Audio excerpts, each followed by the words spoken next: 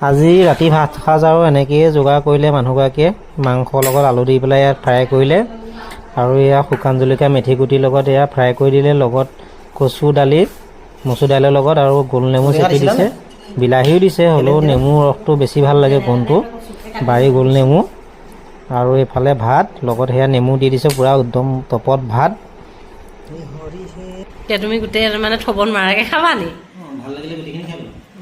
সিমানেই মৰম সেই ল'ৰায়ো কৈছে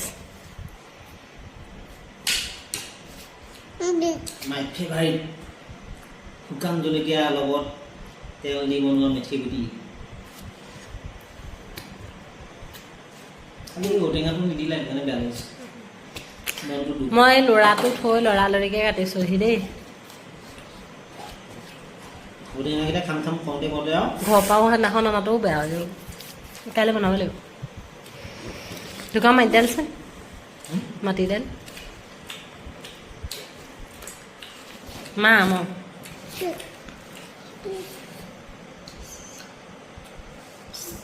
মজা